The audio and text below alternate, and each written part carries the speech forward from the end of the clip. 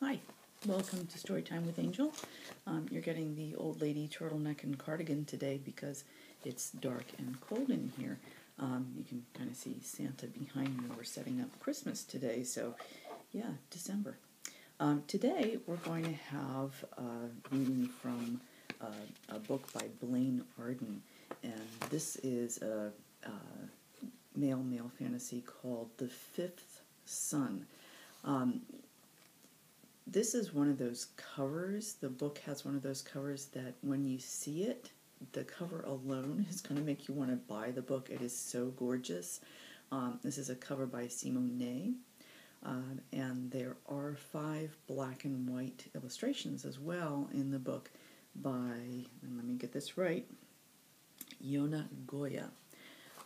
So that alone kind of drew my eye to it. But the story itself sounds very interesting as well. And this is about, if you know anything about progenitor and royalty and stuff, if you're the 5th son, you're really not worth terribly much. And that's kind of the case in this story as well. So if we read the blurb real quick for you, it says, "A prince without power. In a land where magic is commonplace, Prince Liskel has none.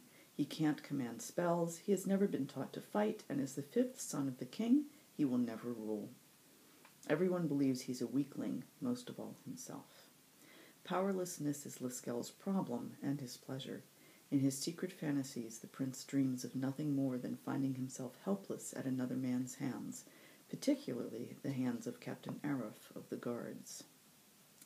That Arif makes Liskel's dream then Arif makes Liskel's dream a reality, and as the powerless prince surrenders to the soldier's desire, he finds his own true strength at last. But a web of royal politics is closing around Liskel, threatening to tear him from his lover, and it will take all his newfound courage to escape." All right, so we're going to read a little excerpt here,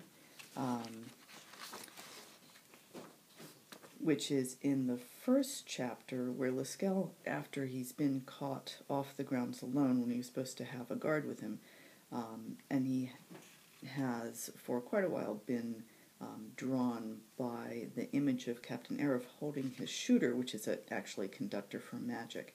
But now he's not just interested in the shooter itself, but in Captain Arif as well. So let's go ahead and read this from the first chapter of The Fifth Son, Blaine Arden Books.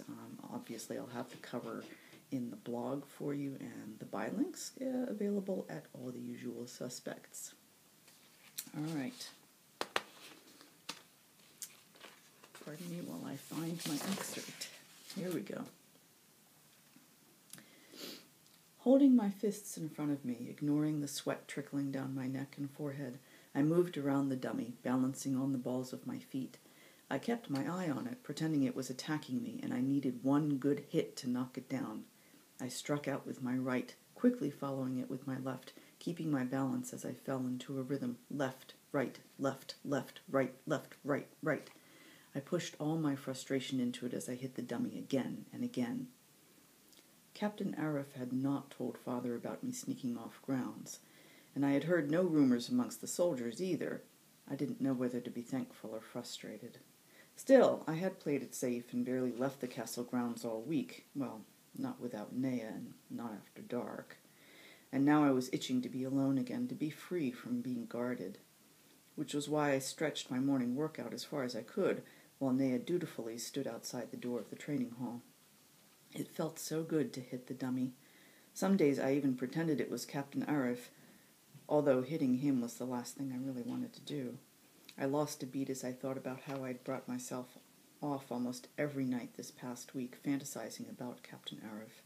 It didn't matter whether Captain Arif or other soldiers featured in my shooter paintings. They all stirred me in the same way, but I couldn't stop picturing him as I came. His dark brown eyes trained on me with that intense expression and that wide grin of his. He was gorgeous. "You need to raise your left hand, Your Highness." At the sound of Captain Arif's voice, the punch I was throwing went wild. I missed the dummy altogether, stumbled, and only kept myself from falling face first to the floor by grabbing it. I pushed myself upright and turned towards Captain Arif, but could barely bring myself to look at him. He came up to me, grabbed my fists, and put them in position, evidently unaware of my heart pounding in my chest. "Try again." I did, trying to regain my composure. "No, stay in one place. You need to get your arms in the right position first." I stopped, took a breath, raised my hands again, and punched. Left, right, left. "Raise the left. You keep dropping it." I raised my left and punched, going through the sequence of hits again and again. Somehow not having to look at him made it easier to focus, to forget who he was. "Better. Can you tell the difference?" At first I wasn't sure what he meant by feeling the difference, but as I kept punching, kept checking the position of my hands, my rhythm changed. It smoothed out, and my punches became tighter. I nodded. "Good. Keep it up." I kept punching until my mouth went dry and sweat started irritating my eyes. Taking deep breaths, I wiped the sweat off my forehead. My hands felt like rocks as I lowered them. I could no longer avoid looking at Captain Arif, and of course he was watching me with that grin on his face. "You have good technique, Your Highness. Did your brothers teach you?" I snorted. "I've watched field training since I was little. I was bound to pick up something. No need to mention that my brothers weren't allowed to fight me, that I wasn't allowed to fight. No magic, no soldier, no training." "You are allowed to work out here."